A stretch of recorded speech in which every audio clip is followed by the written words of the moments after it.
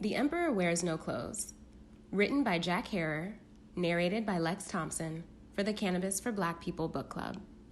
Chapter 2, a brief summary of the uses of hemp. If all fossil fuels and their derivatives, as well as trees for paper and construction, were banned in order to save the planet, reverse the greenhouse effect, and stop deforestation, then there is only one known annually renewable natural resource that is capable of providing the overall majority of the world's paper and textiles, meeting all of the world's transportation, industrial, and home energy needs, simultaneously reducing pollution, rebuilding the soil, and cleaning the atmosphere all at the same time. That substance is the same one that did it all before: cannabis hemp, marijuana. Ships and sailors. From at least the 5th century BC until the late 19th century, 90% of all ships' sails were made from hemp. The other 10% were usually flax or minor fibers like rami, sisal, jute, abaca, etc. The word canvas is the Dutch pronunciation, twice removed from French and Latin, of the Greek word cannabis. Cannabis, of the Hellenized Mediterranean basin Greek language, derived from the Persian and earlier Northern Semitics, which scholars have now traced back to the dawn of the 6,000-year-old Indo-Semitic European language family base of the Sumerians and Akkadians. The early Sumerian Babylonian word canaba or canaba is one of man's longest surviving root words. In addition to canvas sails, virtually all of the rigging, anchor ropes, cargo nets, fishing nets, flags, shrouds, and oakum, the main protection for ships against salt water used as a sealant between the outer and inner hull of the ships, were made from the stalk of the marijuana plant. Even the sailors' clothing, right down to the stitching in the seamen's rope-soled and sometimes canvas shoes, was crafted from cannabis. An average cargo, clipper, whaler, or naval ship of the line in the 16th, 17th, 18th, or 19th centuries carried 50 to 100 tons of cannabis hemp rigging, not to mention the sails, nets, etc., and needed it all replaced every year or two due to salt rot. Additionally, the ship's charts, maps, logs, and Bibles were made from paper containing hemp fiber from the time of Columbus, 15th century, until the early 1900s in the Western European and American world, and by the Chinese from the 1st century AD on. Hemp paper lasted 50 to 100 times longer than most preparations of papyrus and was 100 times easier and cheaper to make. Incredibly, it cost more for a ship's hempman sails, ropes, etc., than it did to build the wooden parts. Nor was hemp use restricted to the briny deep. Textiles and fabrics. Until the 1880s in America, and until the 20th century in most of the rest of the world, 80% of all textiles and fabrics used for clothing, tents, bed sheets, linens, and rugs, drapes, quilts, towels, diapers, etc., and even our flag, Old Glory, were principally made from fibers of cannabis. For hundreds, if not thousands of years, until the 1830s, Ireland made the finest linens, and Italy made the world's finest cloth for clothing with hemp. The 1893 to 1910 editions of Encyclopedia Britannica indicate, and in 1938, Popular Mechanics estimated that at least half of all the material that has been called linen was not made from flax, but from cannabis. Herodotus, around 450 BC, describes the hempmen garments made from the Thracians as equal to the linen in fineness, and that none but a very experienced person could tell whether they were of hemp or flax. Although these facts have been almost forgotten, Our forebears were well aware that hemp is softer than cotton, warmer than cotton, more water absorbent than cotton, has 3 times the tensile strength of cotton, and is many times more durable than cotton. In fact, when the patriotic, real-life, 1776 mothers of our present-day blue blood, daughters of the American Revolution, organized spinning bees to clothe Washington's soldiers, the majority of the thread was spun from hemp fibers. Were it not for the historically forgotten or censored and currently disparaged marijuana plant, the Continental Army would have frozen to death at Valley Forge, Pennsylvania.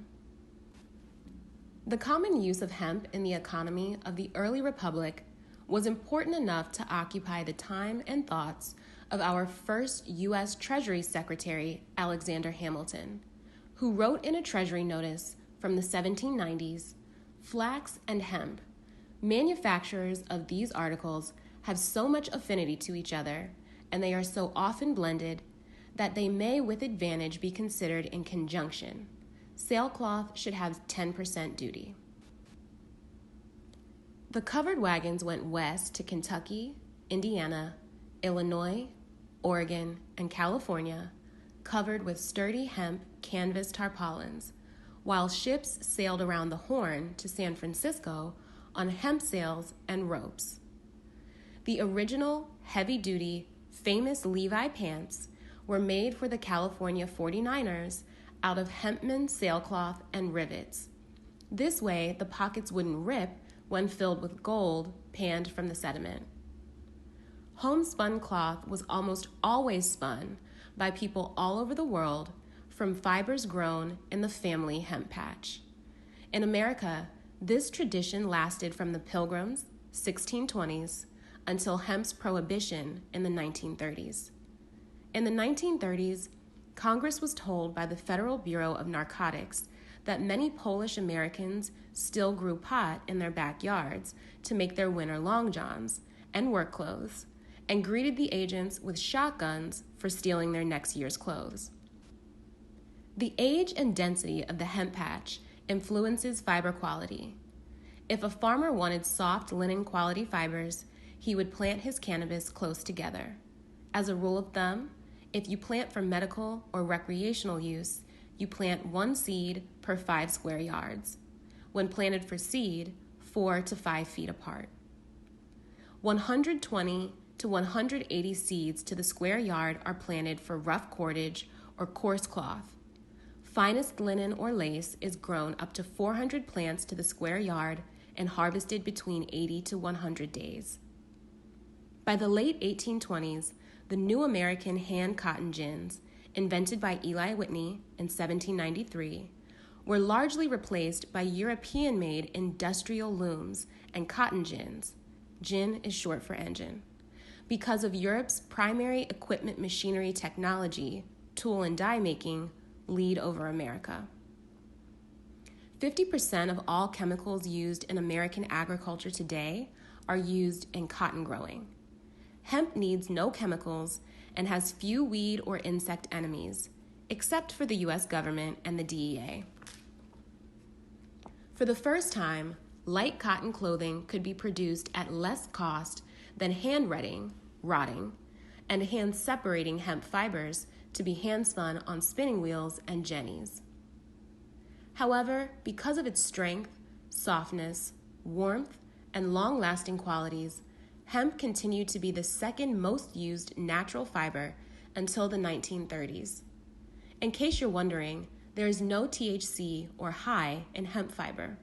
That's right, you can't smoke your shirt. In fact, attempting to smoke hemp fabric, or any fabric for that matter, could be fatal. After the 1937 marijuana tax law, new DuPont plastic fibers, under license since 1936 from the German company IG Farben, patent surrenders were part of Germany's World War I reparation payments to America, replaced natural hempman fibers.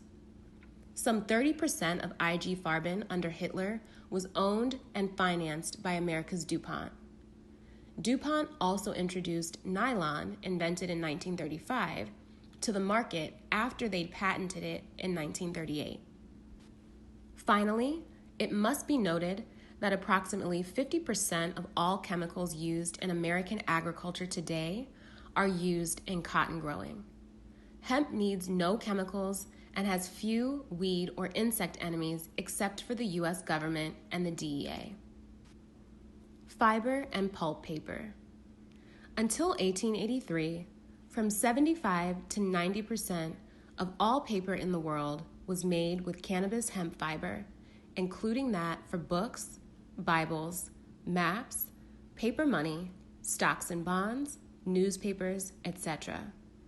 The Gutenberg Bible in the 15th century, Pantagruel and the herb Pantagruelian, Rabelais, 16th century, King James Bible, 17th century, Thomas Paine's pamphlets, The Rights of Man, Common Sense, The Age of Reason, 18th century, the works of Fitzhugh Ludlow, Mark Twain, Victor Hugo, Alexander Dumas, Lewis Carroll's Alice in Wonderland, 19th century, and just about everything else was printed on hemp paper. The first draft of the Declaration of Independence, June 28, 1776, was written on Dutch hemp paper, as was the second draft, completed on July 2, 1776. This was the document actually agreed to on that day and announced and released on July 4, 1776. On July 19, 1776, Congress ordered the Declaration be copied and engrossed on parchment, a prepared animal skin, and this was the document actually signed by the delegates on August 2, 1776. Hemp paper lasted 50 to 100 times longer than most preparations of papyrus and was 100 times easier and cheaper to make. What we, colonial Americans, and the rest of the world used to make all our paper from was the discarded sails and ropes sold by ship owners as scrap for recycling into paper. The rest of our paper came from our worn-out clothes, sheets, diapers, curtains, and rags made primarily from hemp and sometimes flax, then sold to scrap dealers, hence the term rag paper. Our ancestors were too thrifty to just throw anything away, so until the 1880s, any remaining scraps and clothes were mixed together and recycled into paper.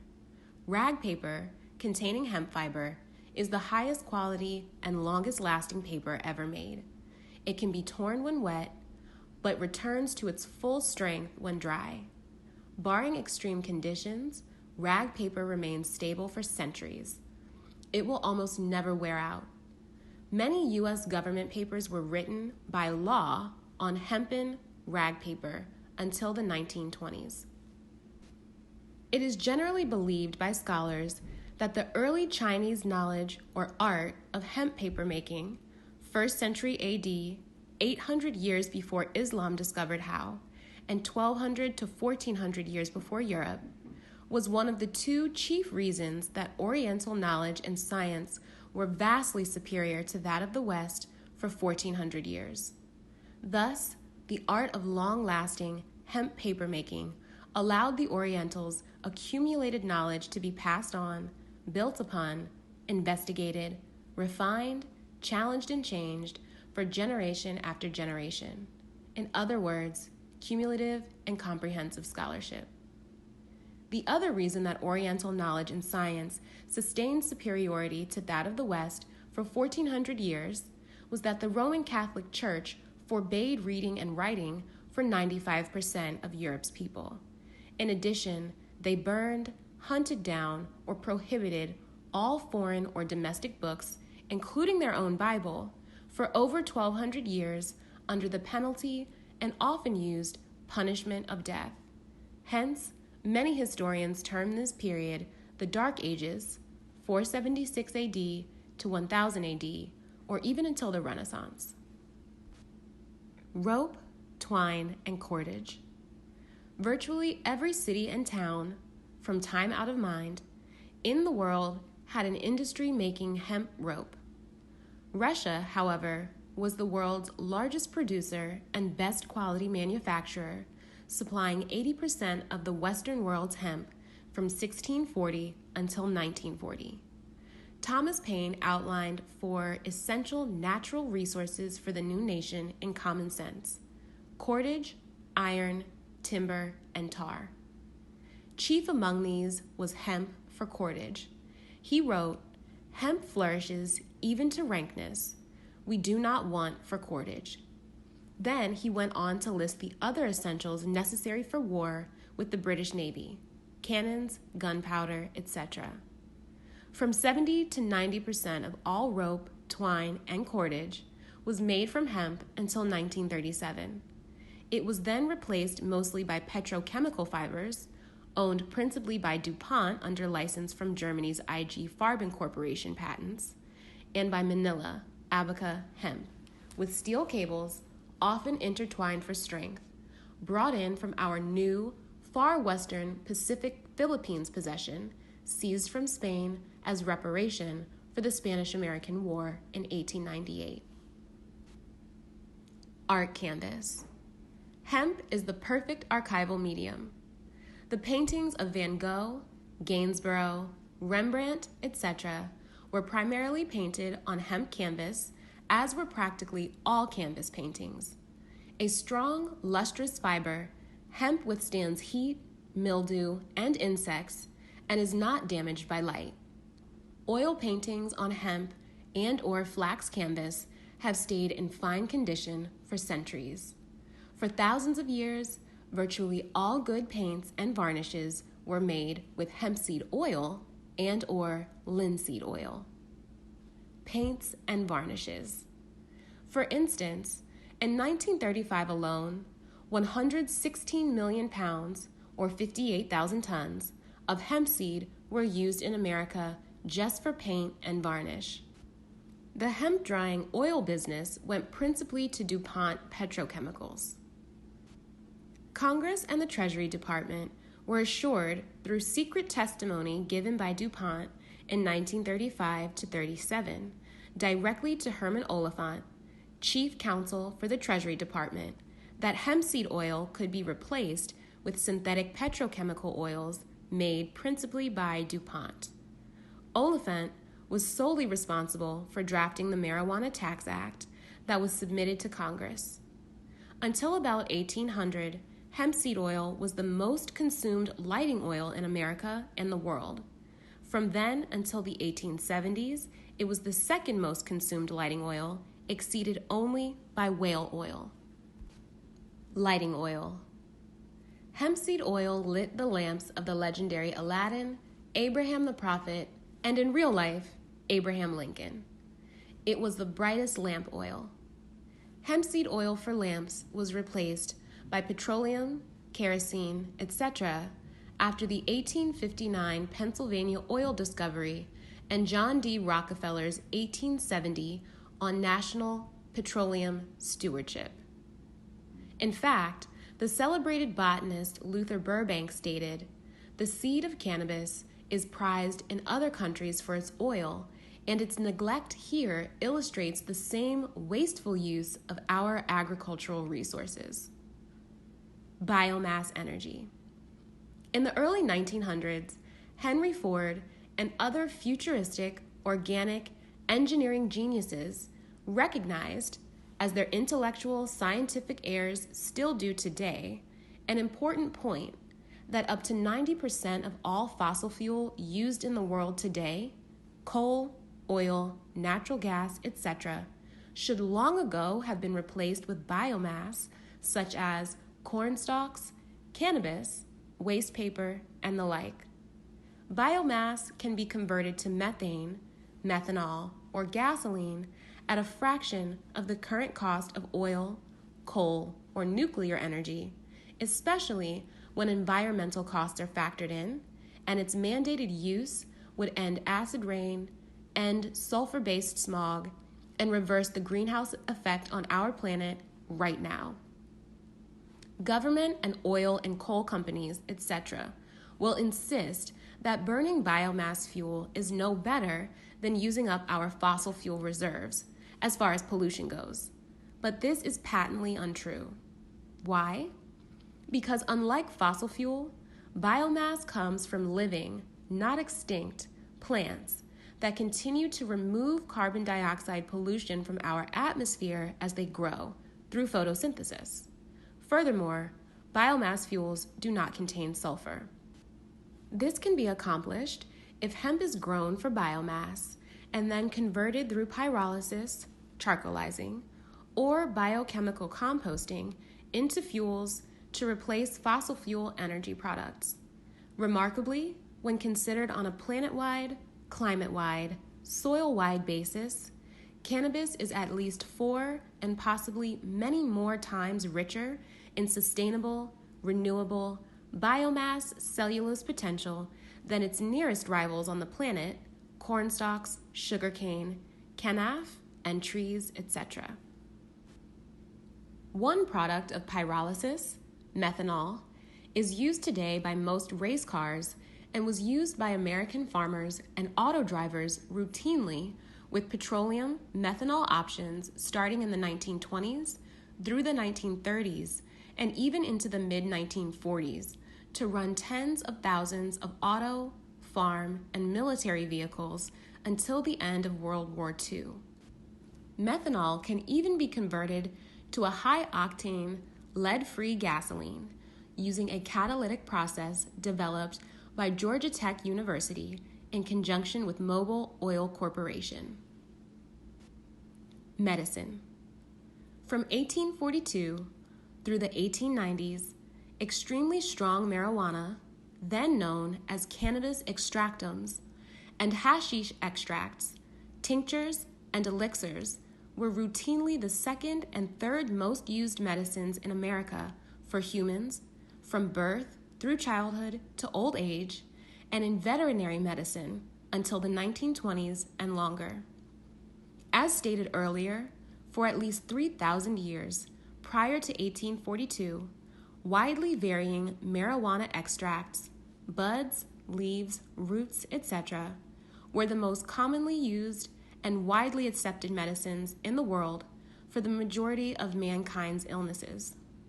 However, in Western Europe, the Roman Catholic Church forbade use of cannabis or any medical treatment except for alcohol or bloodletting for 1,200 plus years.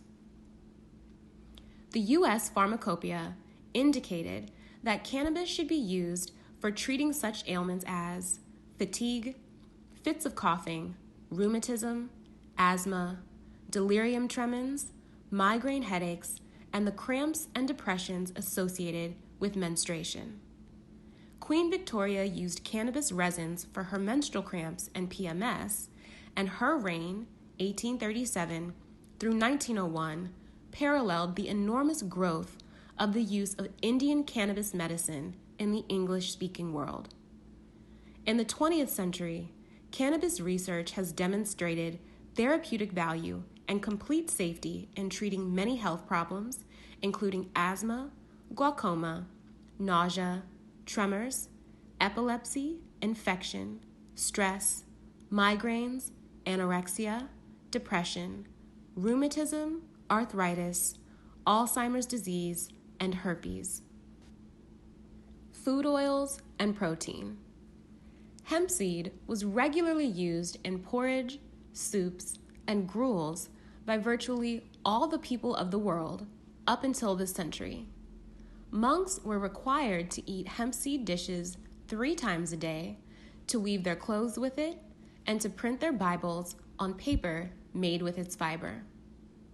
Hemp seed can be pressed for its highly nutritious vegetable oil, which contains the highest amount of essential fatty acids in the plant kingdom.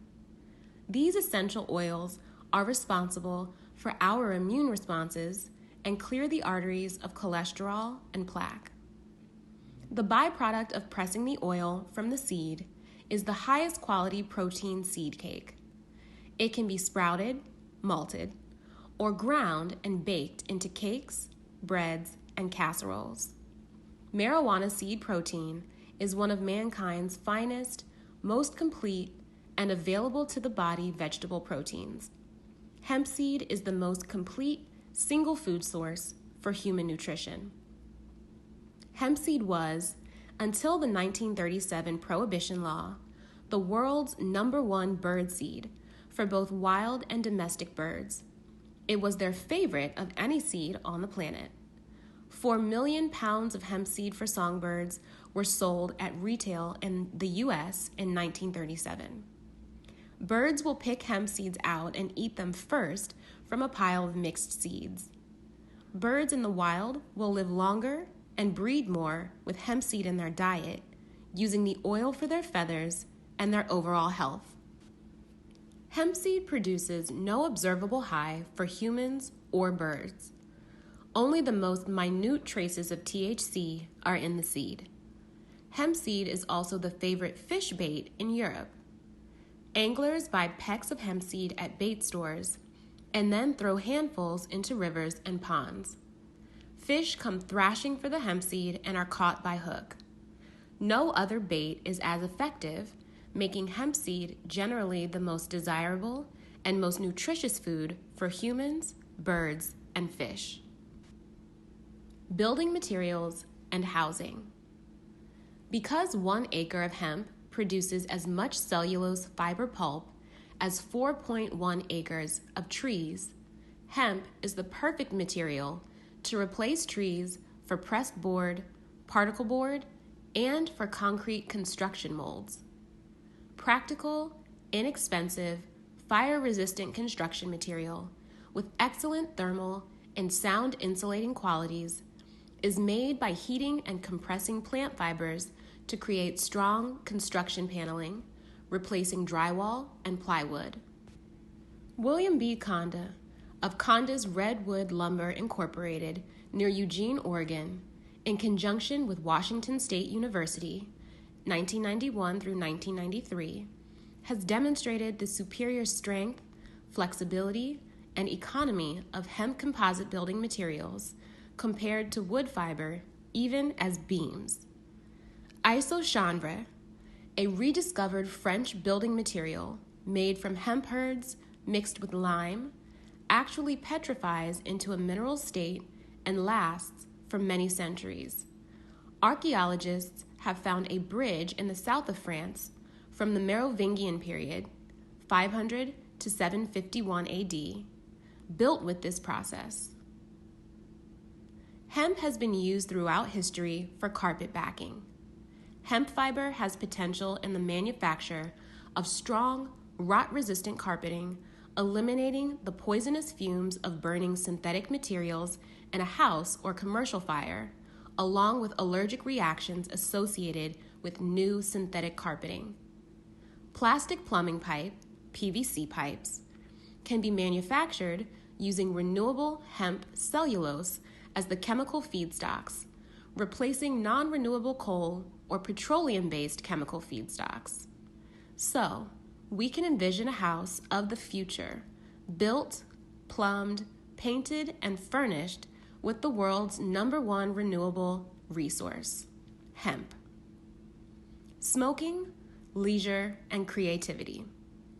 The American Declaration of Independence recognizes the inalienable rights of life, liberty, and the pursuit of happiness. Subsequent court decisions have inferred the rights to privacy and choice from this, the U.S. Constitution and its amendments. Many artists and writers have used cannabis for creative stimulation, from the writers of the world's religious masterpieces to our most irreverent satirists. These include Lewis Carroll, his hookah-smoking caterpillar in Alice in Wonderland, plus Victor Hugo and Alexander Dumas. Such jazz greats as Louis Armstrong, Cab Calloway, Duke Ellington, and Gene Krupa. And the pattern continues right up to modern-day artists and musicians such as the Beatles, the Rolling Stones, the Eagles, the Doobie Brothers, Bob Marley, Jefferson Airplane, Willie Nelson, Buddy Rich, Country Joe and the Fish, Joe Walsh, David Bowie, Iggy Pop, Lola Falana, Hunter S. Thompson, Peter Tosh, The Grateful Dead, Cypress Hill, Sinead O'Connor, Black Crowes, Snoop Dogg, Los Marihuanos, etc. Of course, smoking marijuana only enhances creativity for some and not for others. But throughout history, various prohibition and temperance groups have attempted and occasionally succeeded in banning the preferred relaxational substances of others like alcohol, tobacco, or cannabis. Abraham Lincoln responded to this kind of repressive mentality in December 1840 when he said, "Prohibition goes beyond the bounds of reason, and that it attempts to control a man's appetite by legislation and makes a crime out of things that are not crimes. A prohibition law strikes a blow at the very principles upon which our government was founded. Economic stability, profit, and free trade. We believe that in a competitive market, with all facts known, people will rush to buy long-lasting, biodegradable pot tops or Mary Jeans, etc., made from a plant without pesticides or herbicides. It's time we put capitalism to the test and let the unrestricted market of supply and demand, as well as green ecological consciousness, decide the future of the planet." A cotton shirt in 1776 cost $100 to $200, while a hemp shirt cost 50 cents to $1. By the 1830s, cooler, lighter cotton shirts were on par in price with the warmer, heavier hempen shirts, providing a competitive choice. People were able to choose their garments based upon the particular qualities they wanted in a fabric. Today, we have no such choice. The role of hemp and other natural fibers should be determined by the market of supply and demand and personal tastes and values, not by the undue influence of prohibition laws, federal subsidies, and huge tariffs that keep the natural fabrics from replacing synthetic fibers.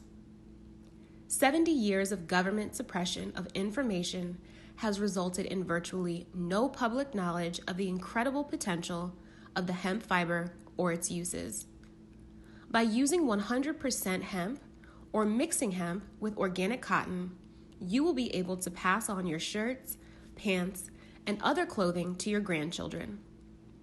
Intelligent spending could essentially replace the use of petrochemical synthetic fibers such as nylon and polyester, with tougher, cheaper, cool, absorbent, breathing, biodegradable natural fibers. China, Italy, and Eastern European countries such as Hungary, Romania, Czechoslovakia, Poland, and Russia currently make millions of dollars worth of sturdy hemp and hemp cotton textiles and could be making billions of dollars worth annually. These countries build upon their traditional farming and weaving skills, while the U.S. tries to force the extinction of this plant to prop up destructive synthetic technologies. Even cannabis cotton blend textiles were still not cleared for direct sale in the United States until 1991. The Chinese, for instance, were forced by tacit agreement to send us inferior Rami cottons. As the 1990 edition of Emperor went to press, garments containing at least 55% cannabis hemp arrived from China and Hungary. In 1992, as we went to press, many different grades of 100% hemp fabric had arrived directly from China and Hungary. Now, hemp fabric is in booming demand all over the world, arriving from Romania, Poland, Italy, Germany, etc. Hemp was recognized as the hottest fabric of the 1990s by Rolling Stone, Time, Newsweek, Paper, Detour, Details, Mademoiselle, The New York Times, The Los Angeles Times, Der Spiegel, ad infinitum. All have run over and over again major stories on industrial and nutritional hemp. Additionally, hemp grown for biomass could fuel a $1 trillion per year energy industry while improving air quality and distributing the wealth to rural areas and their surrounding communities, and away from centralized power monopolies. More than any other plant on Earth, hemp holds the promise of a sustainable ecology and economy. When hemp saved George Bush's life. One more example of the importance of hemp. 5 years after cannabis hemp was outlawed in 1937, it was promptly reintroduced for the World War II effort in 1942. So, when the young pilot, George Bush, bailed out of his burning airplane after a battle over the Pacific, little did he know, parts of his aircraft engine were lubricated with cannabis hemp seed oil. 100% of his life-saving parachute webbing was made from U.S.-grown cannabis hemp. Virtually all of the rigging and ropes of the ship that pulled him in were made of cannabis hemp. The fire hoses on the ship, as were those in the schools he had attended, were woven from cannabis hemp. And, finally, as young George Bush stood safely on the deck, his shoes' durable stitching was of cannabis hemp, as it is in all good leather and military shoes to this day. Yet, Bush has spent a great deal of his career eradicating the cannabis plant and enforcing laws to make certain that no one will learn this information, possibly including himself. The Battle of Bulletin 404. The setting. In 1917, the world was battling World War I. In this country, industrialists, just beset with the minimum wage and graduated income tax, were sent into a tailspin. Progressive ideals were lost as the United States took its place on the world stage in the struggle for commercial supremacy. It is against this backdrop that the first 20th century hemp drama was played. The Players. The story begins in 1916, soon after the release of the USDA Bulletin 404. Near San Diego, California, a 50-year-old German immigrant named George Schlichten had been working on a simple yet brilliant invention. Schlichten had spent 18 years and $400,000 on the decorticator, a machine that could strip the fiber from nearly any plant, leaving the pulp behind. To build it, he had developed an encyclopedic knowledge of fibers and paper making. His desire was to stop the felling of forests for paper, which he believed to be a crime. His native Germany was well advanced in forestry, and Schlichten knew that destroying forests meant destroying needed watersheds. Henry Timken, a wealthy industrialist and inventor of the roller bearing, got wind of Schlichten's invention and went to meet the inventor in February of 1917. Timken saw the decorticator as a revolutionary discovery that would improve conditions for mankind.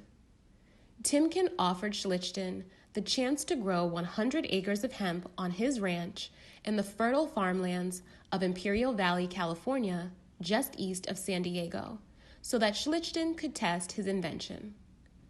Shortly thereafter, Timken met with the newspaper giant E.W. Scripps and his longtime associate, Milton McRae, at Miramar, Scripps' home in San Diego.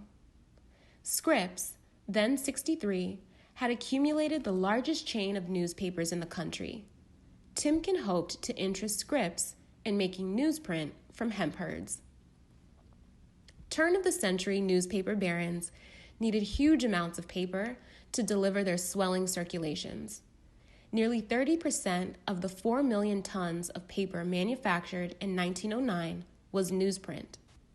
By 1914, the circulation of daily newspapers had increased by 17% over 1909 figures to over 28 million copies. By 1917, the price of newsprint was rapidly rising, and McRae, who had been investigating owning a paper mill since 1904, was concerned. Sowing the seeds. In May, after further meetings with Timken, Scripps asked McRae to investigate the possibility of using the decorticator in the manufacture of newsprint. McRae quickly became excited about the plan. He called the decorticator a great invention, which will not only render great service to this industry, but it will be very profitable financially. It may revolutionize existing conditions. On August 3rd, as harvest time neared, a meeting was arranged between Schlichten, McRae, and newspaper manager Ed Chase. Without Schlichten's knowledge, McRae had his secretary record the 3-hour meeting stenographically. The resulting document, the only known record of Schlichten's voluminous knowledge found to date, is reprinted fully in Appendix 1. Schlichten had thoroughly studied many kinds of plants used for paper, among them corn, cotton, yucca, and the Espana baccata. Hemp, it seemed, was his favorite. The hemp herd is a practical success and will make paper of a higher grade than ordinary newsstock, he stated. His hemp paper was even better than that produced for USDA Bulletin 404, he claimed, because the decorticator eliminated the retting process, leaving behind short fibers and a natural glue that held the paper together. At 1917 levels of hemp production, Schlichten anticipated making 50,000 tons of paper yearly at a retail price of $25 a ton. This was less than 50% of the price of newsprint at the time. And every acre of hemp turned to paper, Schlichten added, would preserve 5 acres of forest. McRae was very impressed by Schlichten. The man who dined with presidents and captains of industry wrote to Timken, "I was to say without equivocation that Mr. Schlichten impressed me as being a man of great intellectuality and ability, and so far as I can see, he has created and constructed a wonderful machine." He assigned Chase to spend as much time as he could with Schlichten and prepare a report. Harvest time. By August, after only 3 months of growth, Timken's hemp crop had grown to its full height, 14 feet, and he was highly optimistic about its prospects. He hoped to travel to California to watch the crop being decorticated, seeing himself as a benefactor to mankind who would enable people to work shorter hours and have more time for spiritual development. Scripps, on the other hand, was not in an optimistic frame of mind. He had lost faith in a government that he believed was leading the country to financial ruin because of the war, and that would take 40% of his profits in income tax. In an August 14th letter to his sister Ellen, he said, "When Mr. McRae was talking to me about the increase in the price of white paper that was pending, I told him I was just fool enough not to be worried about a thing of that kind."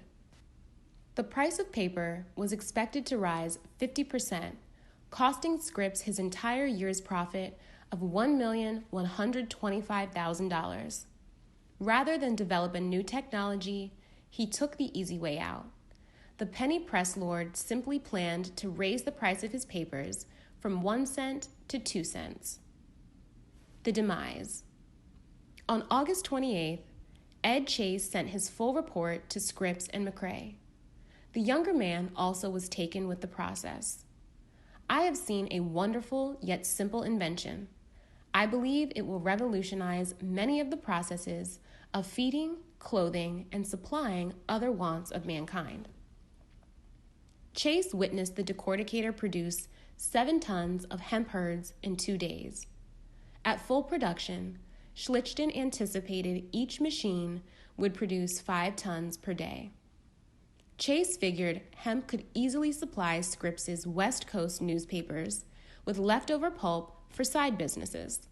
He estimated the newsprint would cost between $25 and $35 per ton and proposed asking an East Coast paper mill to experiment for them. McRae, however, seems to have gotten the message that his boss was no longer very interested in making paper from hemp. His response to Chase's report is cautious. Much will be determined as to the practicability by the cost of transportation, manufacture, etc., which we cannot ascertain without due investigation.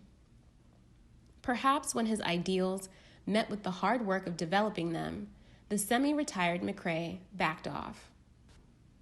By September, Timken's crop was producing 1 ton of fiber and 4 tons of herds per acre, and he was trying to interest Scripps in opening a paper mill in San Diego. McCrae and Chase traveled to Cleveland and spent 2 hours convincing Timken that while hemp herds were usable for other types of paper, they could not be made into newsprint cheaply enough. Perhaps the Eastern mill at which they experimented wasn't encouraging. After all, it was set up to make wood pulp paper. By this time, Timken, too, was hurt by the wartime economy. He expected to pay 54% income tax and was trying to borrow $2 million at 10% interest to retool for war machines. The man who a few weeks earlier could not wait to get to California no longer expected to go west at all that winter. He told McCrae, "I think I will be too damn busy in this section of the country looking after business." The decorticator resurfaced in the 1930s when it was touted as the machine that would make hemp a billion-dollar crop in articles in mechanical engineering and popular mechanics. Once again, the burgeoning hemp industry was halted, this time by the Marijuana Tax Act of 1937. A fuller account of the story may be found in the appendix. Why not use hemp to reverse the greenhouse effect and save the world? In early 1989, Jack Herer and Maria Farrow put this question to Steve Rawlings, the highest-ranking officer in the U.S. Department of Agriculture, who was in charge of reversing the greenhouse effect at the USDA World Research Facility in Beltsville, Maryland. First, we introduced ourselves and told him we were writing for Green Political Party newspapers. Then we asked Rawlings, if you could have any choice, what would be the ideal way to stop or reverse the greenhouse effect? He said, stop cutting down trees and stop using fossil fuels. Well, why don't we? There's no viable substitute for wood, for paper, or for fossil fuels. Why don't we use an annual plant for paper and for biomass to make fuel? Well, that would be ideal, he agreed. Unfortunately, there is nothing you can use that could produce enough materials. Well, what would you say if there was such a plant that could substitute for all wood paper, all fossil fuels, would make most of our fibers naturally, make everything from dynamite to plastic, grows in all 50 states, and that 1 acre of it would replace 4.1 acres of trees, and that if you used about 6% of the U.S. land to raise it as an energy crop, even on marginal lands, this plant would produce all 75 quadrillion billion BTUs needed to run America each year. Would that help save the planet? That would be ideal, but there is no such plant. We think there is. Yeah? What is it? Hemp. Hemp, he mused for a moment. I never would have thought of it. I think you're right. Hemp could be the plant that could do it. Wow, that's a great idea. We were excited as we outlined this information and delineated the potential of hemp for paper, fiber, fuel, food, paint, etc., and how it could be applied to balance the world's ecosystems and restore the atmosphere's oxygen balance with almost no disruption of the standard of living to which most Americans have become accustomed. In essence, Rawlings agreed that our information was probably correct and could very well work. He said, "It's a wonderful idea, and I think it might work, but of course you can't use it." "You're kidding," we responded. "Why not?" "Well, Mr. Herer, did you know that hemp is also marijuana?" "Yes, of course I know. I've been writing about it for about 40 hours a week for the past 17 years. "Well, you know marijuana is illegal, don't you? You can't use it." "Not even to save the world?" "No, it's illegal," he sternly informed me. "You cannot use something illegal." "Not even to save the world?" We asked, stunned.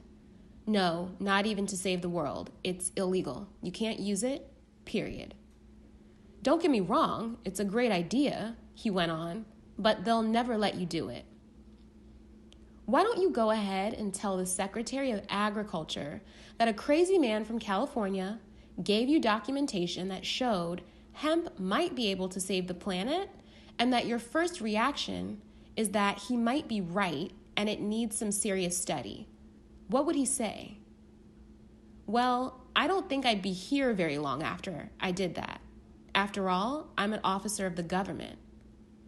Well, why not call up the information on your computer at your own USDA library? That's where we got the information in the first place. He said, I can't sign out that information. Well, why not? We did. Mr. Harrer, you're a citizen. You can sign out for anything you want, but I am an officer of the Department of Agriculture. Someone's going to want to know why I want all this information, and then I'll be gone. Finally, we agreed to send him all the information we got from the USDA library if he would just look at it. He said he would, but when we called him back a month later, he said that he still had not opened the box that we sent him and that he would be sending it back to us unopened because he did not want to be responsible for the information now that the Bush administration was replacing him with its own man. We asked him if he would pass on the information to his successor, and he replied, absolutely not. In May 1989, we had virtually the same conversation and result with his cohort, Dr. Gary Evans of the U.S. Department of Agriculture and Science, the man in charge of stopping the global warming trend. In the end, he said, if you really want to save the planet with hemp, then you, hemp marijuana activists, would find a way to grow it without the narcotic top, and then you can use it. This is the kind of frightened and frightening irresponsibility we're up against in our government.